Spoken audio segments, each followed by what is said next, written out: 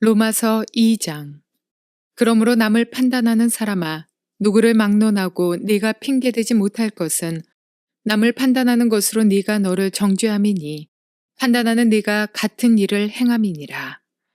이런 일을 행하는 자에게 하나님의 심판이 진리대로 되는 줄 우리가 아노라. 이런 일을 행하는 자를 판단하고도 같은 일을 행하는 사람아, 네가 하나님의 심판을 피할 줄로 생각하느냐. 혹 내가 하나님의 인자하심이 너를 인도하여 회개하게 하심을 알지 못하여 그의 인자하심과 용납하심과 길이 참으심이 풍성함을 멸시하느냐. 다만 내 고집과 회개하지 아니한 마음을 따라 진노의 날 곧 하나님의 의로우신 심판이 나타나는 그날에 임할 진노를 내게 쌓는도다. 하나님께서 각 사람에게 그 행한 대로 보응하시되 참고 선을 행하여 영광과 존귀와 썩지 아니함을 구하는 자에게는 영생으로 하시고 오직 당을 지어 진리를 따르지 아니하고 불의를 따르는 자에게는 진노와 분노로 하시리라. 악을 행하는 각 사람의 영에는 환난과 곤고가 있으리니 먼저는 유대인에게요 그리고 헬라인에게며 선을 행하는 각 사람에게는 영광과 존귀와 평강이 있으리니 먼저는 유대인에게요 그리고 헬라인에게라. 이는 하나님께서 외모로 사람을 취하지 아니하심이라. 무릇 율법 없이 범죄한 자는 또한 율법 없이 망하고 무릇 율법이 있고 범죄한 자는 율법으로 말미암아 심판을 받으리라. 하나님 앞에서는 율법을 듣는 자가 의인이 아니요 오직 율법을 행하는 자라야 의롭다 하심을 얻으리니 율법 없는 이방인이 본성으로 율법의 일을 행할 때에는 이 사람은 율법이 없어도 자기가 자기에게 율법이 되나니 이런 이들은 그 양심이 증거가 되어 그 생각들이 서로 혹은 고발하며 혹은 변명하여 그 마음에 새긴 율법의 행위를 나타내느니라. 곧 나의 복음에 이른 바와 같이 하나님이 예수 그리스도로 말미암아 사람들의 은밀한 것을 심판하시는 그날이라. 유대인이라 불리는 네가 율법을 의지하며 하나님을 자랑하며 율법의 교훈을 받아 하나님의 뜻을 알고 지극히 선한 것을 분간하며 맹인의 길을 인도하는 자요 어둠에 있는 자의 빛이요 율법에 있는 지식과 진리의 모본을 가진 자로서 어리석은 자의 교사요 어린아이의 선생이라고 스스로 믿으니 그러면 다른 사람을 가르치는 네가 네 자신은 가르치지 아니하느냐. 도둑질하지 말라 선포하는 네가 도둑질하느냐. 간음하지 말라 말하는 네가 간음하느냐. 우상을 가중히 여기는 네가 신전 물건을 도둑질하느냐. 율법을 자랑하는 네가 율법을 범함으로 하나님을 욕되게 하느냐. 기록된 바와 같이 하나님의 이름이 너희 때문에 이방인 중에서 모독을 받는도다. 네가 율법을 행하면 할례가 유익하나 만일 율법을 범하면 네 할례는 무할례가 되느니라. 그런즉 무할례자가 율법의 규례를 지키면 그 무할례를 할례와 같이 여길 것이 아니냐. 또한 본래 무할례자가 율법을 온전히 지키면 율법 조문과 할례를 가지고 율법을 범하는 너를 정죄하지 아니하겠느냐. 무릇 표면적 유대인이 유대인이 아니요 표면적 육신의 할례가 할례가 아니니라. 오직 이면적 유대인이 유대인이며 할례는 마음에 할지니 영에 있고 율법 조문에 있지 아니한 것이라. 그 칭찬이 사람에게서가 아니요 다만 하나님에게서니라. 좋은 아침입니다. 성령님께서 오늘도 여러분의 심령에 은혜와 평강 주시기를 주의 이름으로 축복합니다. 오늘은 로마서 2장 말씀을 통해서 하나님이 우리에게 주시는 계시적 음성을 들을 수 있기를 주의 이름으로 축복합니다. 우리가 로마서 1장을 살펴보면서 바울이 왜 로마의 성도들에게 로마서를 썼는지에 대한 이유를 우리에게 들려주었습니다. 그것은 로마에 살아가는 성도들에게 복음이 무엇인지를 분명히 알려주기 위한 것이었습니다. 그러면서 1장 18절 뒷부분에 넘어가면서 왜 복음이 필요하는가? 한마디로 모든 세상이 이 세상이 하나님의 진노 아래 있기 때문이다. 그래서 하나님이 악한 자들을 그 악한 대로 내어버려 두셨다 하는 이러한 내용을 들었습니다. 다시 말해서 이 세상은 하나님의 진노 아래에 있다는 것입니다. 오늘 2장으로 넘어가 보면 이제는 그 표현을 조금 바꾸어서 세상이 하나님의 진노 아래에 있다는 표현보다도 이 세상이 하나님의 심판 아래에 있다. 모든 사람들이 하나님의 심판을 받게 된다 하는 이야기를 지금 이 장에서 말하고 있는 것입니다. 그러면서 이 장 전체를 여러분이 쭉 읽어보면 이런 사실을 알 수가 있습니다. 하나님은 공의로 세상을 심판하신다는 것입니다. 만약 구약적인 그리고 히브리적 표현을 쓴다면 하나님은 미슈파트로 세상을 심판하신다. 미슈파트라는 것은 올바른 공의로운 판단을 의미하는 것입니다. 이 세상을 심판하신다면 심판의 기준이 있는데 그 기준, 그 판단, 그것을 미슈파트라고 하는데 하나님은 공의로 이 세상을 심판하신다는 것입니다. 유대인도 심판을 받고 이방인도 심판받는다는 것입니다. 유대인이라고 하나님이 택한 백성이라고 해서 하나님이 심판을 면하게 해주시는 것이 아니라는 것입니다. 그러면 유대인은 어떻게 심판을 받고 이방인들은 어떻게 심판받는가 하는 이야기까지도 오늘 이 장에서 하고 있습니다. 유대인은 하나님이 주신 율법으로 심판을 받고 이방인은 하나님이 그들 마음속에 심어놓은 양심으로 심판을 받는다. 그런 이야기가 지금 이 장에서 흘러나오고 있습니다. 한마디로 말해서 이 장 전체는 이 세상은 하나님의 심판 아래에 있다. 1장에서는 이 세상은 하나님의 저주를 받아 저주 가운데 있다. 이런 이야기를 했는데 지금 계속해서 이러한 톤으로 말하는 이유는 결국 우리로 하여금 왜 하나님이 십자가 위에서 하나님의 공의로우신 자비를 우리에게 보낼 수밖에 없는가, 왜 우리에게 복음을 주셨는가 하는 것을 설명하기 위해서 지금 바울은 로마에 있는 성도들에게 이 놀라운 영적 진리를 우리에게 말해주고 있는 것입니다. 세상은 하나님의 저주를 받아 있고 세상은 하나님의 심판 가운데 있다는 것입니다. 그래서 이 장을 크게는 두 단락으로 구분할 수 있습니다. 이 장 1절부터 16절까지는 하나님의 공의로우신 심판에 대한 이야기가 나와 있고 그 다음 17절부터 29절까지에서는 그럼 참 유대인은 누구인가 하는 이야기를 간단하게 언급하고 있습니다. 자, 큰 제목을 제가 삼았지만은 자세하게 오늘 이 본문을 통해서 세상이 하나님의 심판 아래에 있다는 것을 사도 바울은 어떻게 이야기하는지를 우리가 한번 들어보고 또 우리도 한번 깊이 생각해 보는 시간 될 수 있기를 주의 이름으로 축복합니다. 2장 1절부터 16절 첫 번째 부분을 한번 살펴봅시다. 이 장을 읽으면서 우리가 잘 알 수 있는 것은 사도 바울이 드디어 여기에서 유대인과 이방인이란 말을 점점 자꾸 비교하면서 말하고 있다는 사실입니다. 왜 그럴까요?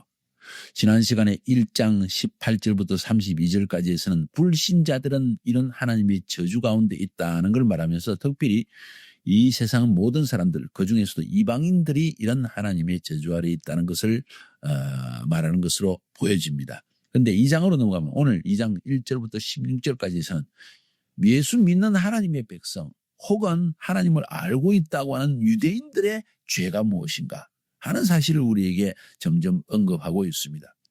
만약에 앞에서 사도 바울이 말했던 로마서 1장 18절부터 32절까지 세상이 하나님의 저 진노 가운데 있다 하는 이야기를 들으면 유대인들이 아마 이렇게 말할 것입니다. 그럼 그렇지. 이 세상은 하나님을 알지도 못하고 이방인은 우상 숭배를 하고 그럼 하나님의 진노를 받아서 마땅하지, 심판을 받아야지. 이방인들은 하나님을 모르는 짐승 같은 자들이야 하면서 자기들은 하나님을 안다고 그리고 하나님의 보호 아래에 있다고 생각할 것입니다. 그래서 이제 2장으로 넘어가면서 바울은 유대인을 향해서 주로 이야기를 합니다. 도대체 너희들은 하나님을 아는 백성이고 하나님을 섬긴다고 하는데 너희는 그럼 이방인과 다른가? 너희는 이방인과 다른 죄인이 아닌가 하는 사실을 지금 언급하고 있다는 것입니다. 오늘 먼저 1절부터 5절까지를 보면 이런 이야기를 합니다. 그러므로 남을 판단하는 자들아, 누구를 막론하고 네가 핑계하지 못할 것은 남을 판단하는 것으로 네가 너를 정죄함이니 판단하는 네가 같은 일을 행함이라. 너희도 똑같은 일을 행하고 있다는 것입니다. 여기서 남을 판단하는 사람이 누굽니까? 나는 하나님의 택한 백성이요, 나는 예수를 믿고 또 나는 모세의 율법을 가지고 하나님의 율법을 지키는 사람이라고 하는 유대인들과 믿는 성도들에게 이야기하기를 너희들에게도 똑같은 공의로우신 하나님의 심판이 임할 것이다. 왜냐하면 너희들은 그런 사람들을 판단하고 이방인들은 짐승 같은 자들이다, 하나님의 율법도 모른다, 하나님을 알지 못한다고 하면서도 사실은 너희들도 똑같은 일을 행하기 때문에 심판이 너희에게도 그대로 임할 것이다. 너희들은 심판을 피할 수 있다고 생각하느냐?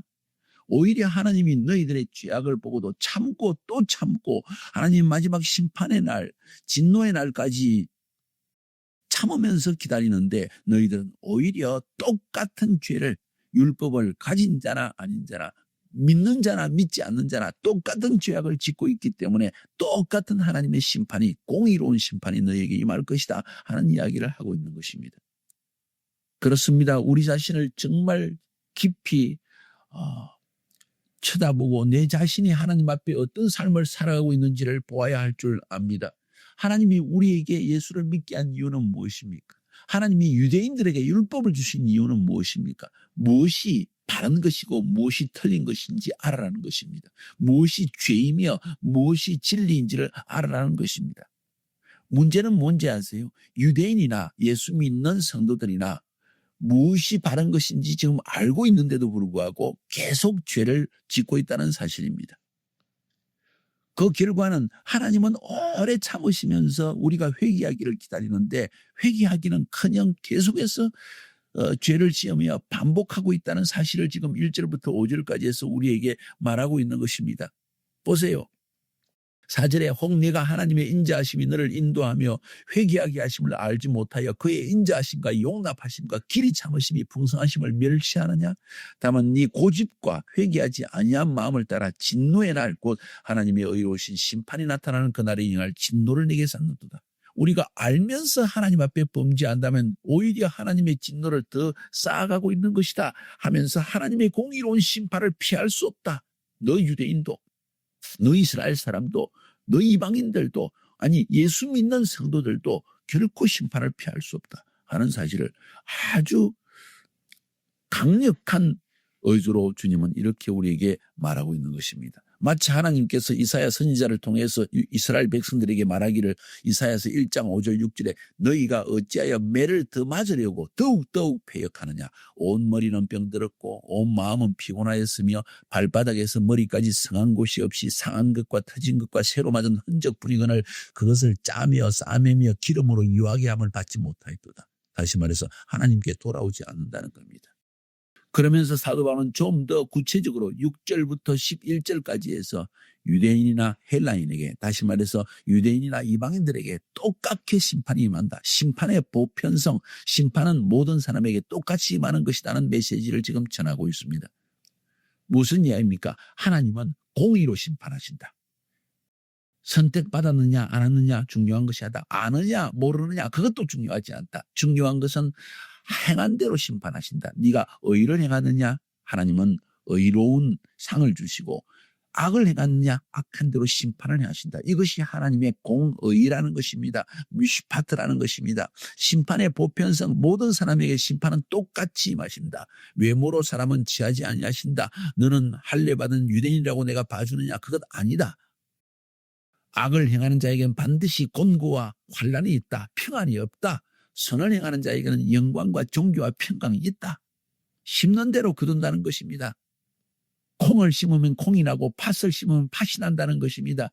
자기는 예외라는 생각을 버리라는 것입니다. 내가 예수 믿기 때문에 하나님이 그냥 봐주시겠지. 내가 하나님의 택한 유대인이니까 봐주겠지. 아니라는 것입니다. 그러면서 12절부터 16절까지는 그러면 어떻게 하나님이 세상을 심판하십니까? 공의가 어떻게 나타났습니까? 12절부터 16절까지에서는 율법과 양심의 이야기를 꺼냅니다. 유대인에게는 하나님께서 시내산에서 모세를 통하여 율법을 주셨습니다. 그 율법은 뭘 말하고 있습니까? 무엇이 하나님 앞에 공의로운 의로운 것인지 무엇이 바른 것인지 무엇이 틀린 것이 알아라 하는 의미에서 율법을 주셨다는 것입니다. 그것뿐만 아니라 율법을 통해서 자기의 힘으로 세상에서 먹고 살 능력이 없는 고아와 과부를 잘 도와주어라 하면서 그것이 바로 그 자비가 바로 하나님의 공의이다. 공의로운 자비 그것이 체다카이다. 그래서 하나님은 무엇이 바르고 무엇이 잘못됐는지를 미시파트란 말을 통해서 설명하시고 또 체다카를 통해서 연약하고 불쌍한 자를 돕는 것이 하나님의 공이다 하면서 체다카, 미시파트와 체다카를 행하라. 미시파트는 바른 판단을 가지고 무엇이 바른지 바른 길을 선택하라는 것이고 체다카는 자기 힘으로 자기를 구원할 능력도 없고 먹고 살 능력도 없는 연약한 자에게 자비를 베푸는 것이 하나님의 공의이니 그런 공의를 베풀어라. 다시 말해서 자비를 베풀어라. 쉽게 이야기하면 하나님은 공의로우시고 하나님은 자비로우시다 하는 표현은 하나님의 의는 공의와 자비가 함께 있다는 것입니다. 하나님은 그래서 자기가 택한 백성 유대인들에게 율법을 주셨다는 것입니다. 근데 아무리 하나님이 택한 백성이라 할지라도 만약 그들이 이 하나님의 율법을 따라 행하지 않으면 율법 때문에 심판을 받게 된다는 것입니다. 율법이 바로 심판하는 기준이라는 것입니다. 그러면 이방인은 어떻습니까? 이방인은 율법을 받지 않았는데 어떻게 율법을 따라 살아갈 수 있습니까? 율법을 행할 수 있습니까? 하고 질문하는 것에 대해서 바울은 이렇게 이야기합니다. 14절에서 율법 없는 이방인이 본성으로 율법의 일을 행할 때는 이 사람은 율법이 없어도 자기가 자기에게 율법이 되나니 이런 그 양심이 증거가 되어 그 생각들이 서로 혹은 고발하며 혹은 변명하며 그 마음에 새긴 율법의 행위를 나타내느니라. 무슨 이야기입니까? 하나님은 이방인에게 이미 세상을 창조하실 때 모든 사람에게 양심이라는 걸 심어 놓았는데 그 양심을 따라 바르게 행동하면 율법을 지킨 것과 똑같다는 이야기입니다. 다른 말로 표현하면 만약 이방인들이 양심을 따라 행동하지 않는다면 그 양심이 그 사람을 심판하게 된다는 것입니다.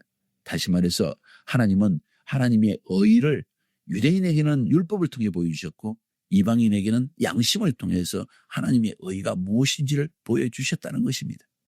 그리고 마지막 심판을 하시는 그날이 오는데 온 세상을 모든 사람을 유대인도 이방인도 하나님이 다 심판하시는 그날이 오는데 그날에는 우리 마음속에 숨겨진 것, 우리가 사람들에게 감추었던 것, 모든 죄악들 하나도 빠짐없이 다 드러난다는 것입니다.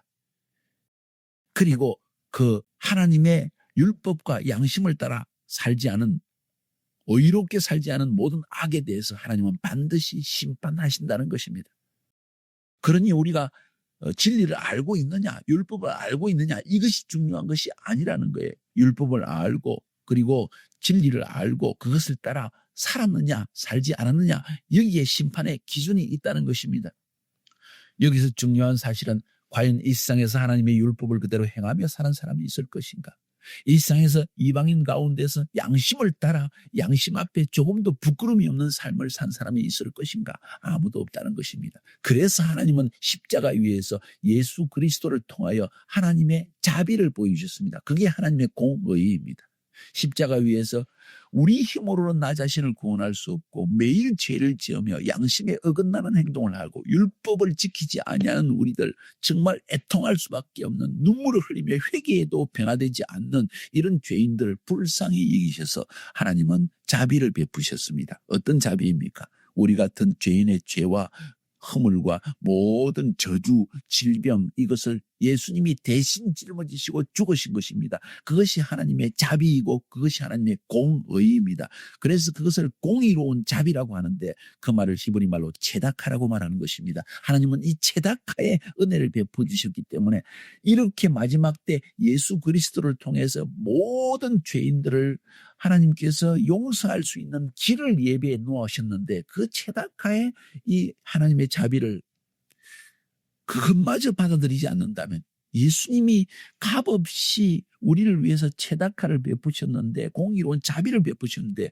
우리 같은 죄인 우리 힘으로 자신을 구원할 수 없는 우리를 위해서 주님이 대신 십자가를 짊어지시고 죄를 용서하기 위해서 저주를 다 옮겨놓기 위해서 그 십자가를 지셨는데 그것도 부인한다면 그날 바로 심판대 예수님이 우리를 심판하신다는 것입니다. 그래서 결국 마지막 심판의 날에 하나님이 뭐라고 말씀하실 것 같아요?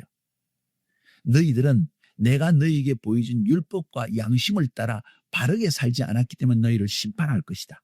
근데 더 큰 심판은 무엇이냐? 너희들이 스스로 율법과 양심을 따라 살아갈 수 없는 걸 내가 알고 너희들의 그런 연약함 때문에 하나 내가 자비를 베풀었는데 십자가 위에서 예수를 믿기만 하면 그 모든 율법과 양심을 지키지 않는 죄로 인해서 저주를 받는 심판을 받는 것을 피할 수 있는 길을 줬는데도 불구하고 그 길마저도 너희들이 거부했으니 나는 심판하겠다 하면서 하나님의 심판이 임한다는 것입니다. 바로 이 사실 때문에 우리는 예수를 믿어야만 합니다. 더 늦기 전에 십자가의 복음을 믿어야 합니다. 이제 2장의 두 번째 부분으로 넘어갑니다. 2장 17절부터 29절까지 이제 유대인에 대해서 직접적으로 사도 바울이 이야기가 들어갑니다.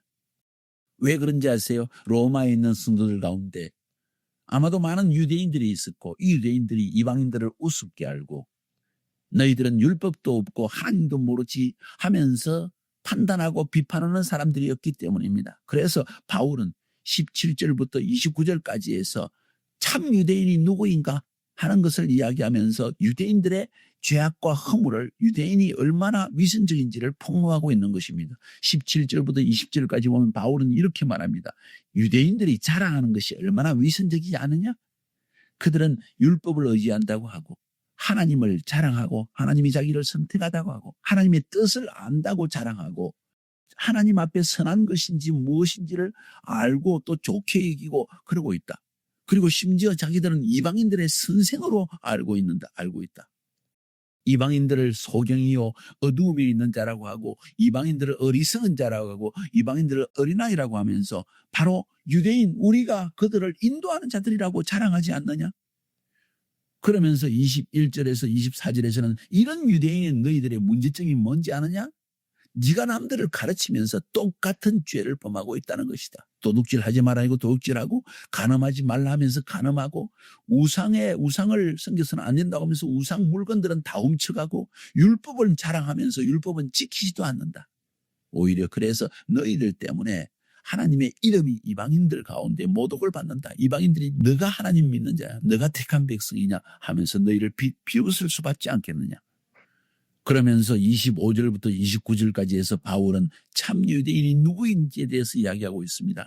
유대인들아 너희들은 할례를 자랑하느냐?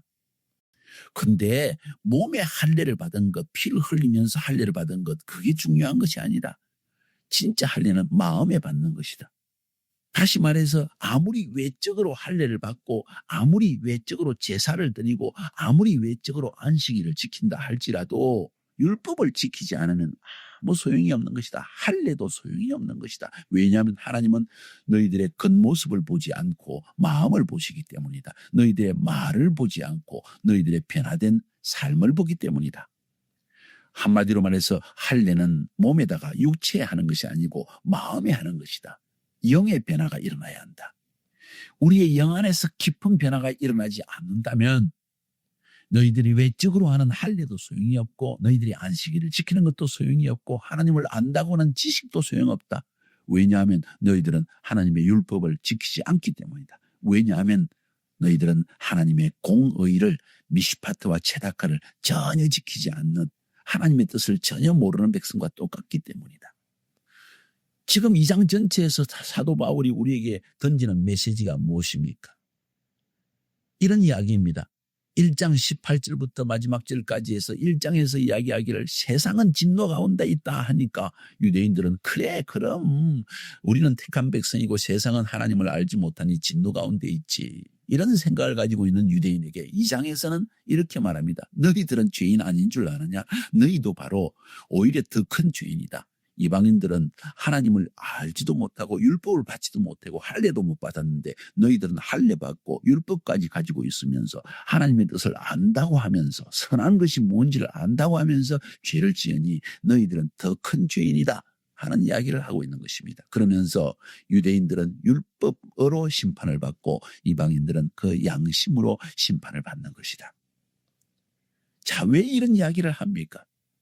한마디로 말해서 사도 바울은 1장 2장 전체를 통해서 모든 사람 이방인 유대인 할 것 없이 모두가 죄 가운데 있고 심판 가운데 있고 저주 가운데 있다. 여기에서 벗어날 수 있는 유일한 길은 복음밖에 없다.